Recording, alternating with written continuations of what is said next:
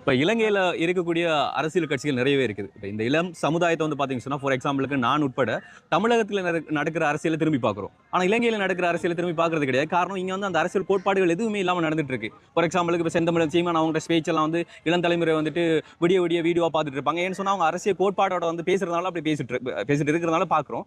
இங்கே வந்து அப்படி யாரும் பேசுறது கிடையாது. சப்போஸ் எதிர்காலத்தில் இந்த பல்கலைக்கழகத்தில் அரசியல் பீடத்தில் படித்த மாணவர்களே சரி, இல்லைன்னா உங்களோட சார்பிலே சரி, உண்மையிலே இந்த இளம் தலைமுறை வந்து வழிநடத்தக்கூடிய மாதிரியான அரசியல் கட்சி ஏதாச்சும் உங்களால கொண்டு வரப்படுமா, இல்ல நீங்க இந்த சமுதாய இந்த வட்டாரத்துக்குள்ள இருந்து மட்டும் இந்த விஷயத்தை சொல்லி கடத்திட்டு போயிருவீங்களா?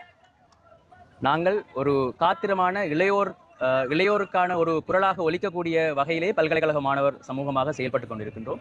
என்றைக்கும் எங்களது தமிழ் தேசியத்தின் ஒருமித்த இளைஞர்களின் குரலாக எங்கள் பல்கலைக்கழக மாணவர் ஒன்றியம் என்றைக்கும் ஒலித்துக் கொண்டிருக்கும்.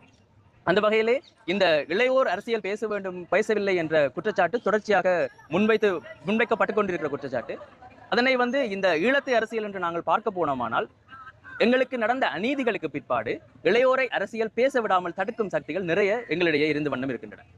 அது நன்மை பயக்கும் விதத்தில் பெற்றோர்கள் யோசிப்பதாகவும், அவர்களை அரசியல் நோக்கி திரும்ப விடாமல் சதிகார சக்திகள் அவர்களை வேறு பொழுதுபோக்குகள் உட்பட போதைப் பொருள் உட்பட அனைத்துக்கும் திசை திருப்பதாகவும் காலங்காலமாக இங்கே இந்த 2009க்கு பிற்பாடு தெளிவாக அது நடந்து கொண்டிருக்கின்றது. அந்த வகையில் இளையோர் அரசியல் பேசவில்லை என்பது ஒரு குற்றச்சாட்டாக மட்டும் முன்வைக்காமல், இளையோர் அரசியல் பேச வேண்டும் என்பதை நாங்கள் முன்வைத்து, இளையோருக்கான சரியான அரசியல் அறிவை வந்து புகட்டுகின்ற ஒரு கருவியாக இந்த ஊடகங்களும் இருக்க வேண்டும் என்பது எங்கள் கோரிக்கையாகும். அந்த வகையில் இந்த தமிழ் தேசிய அரசியல் என்பது ஒரு தெளிவான பாதையில் செல்ல வேண்டுமானால் இளையோர்கள் வந்து தொடர்ச்சியான ஒரு நிலைப்பாடான அரசியலை வந்து அவர்கள் கொண்டிருக்க வேண்டும். அந்த வகையில் அவர்கள் கொண்டிருக்கின்ற அரசியல் தான் எதிர்காலத்தின் அரசியலை தீர்மானிக்கின்ற ஒரு சரியான அரசியலாக அமையும் என்பதனால் இந்த கேள்விக்கு இளையோர்கள் சரியான அரசியலை கற்று அவர்கள் அரசியலை பின்பற்ற வேண்டும் என்பது எங்களது பொதுவான கருத்தாக பல்கலைக்கழக மாணவர் ஒன்றியமாக இருக்கின்றது.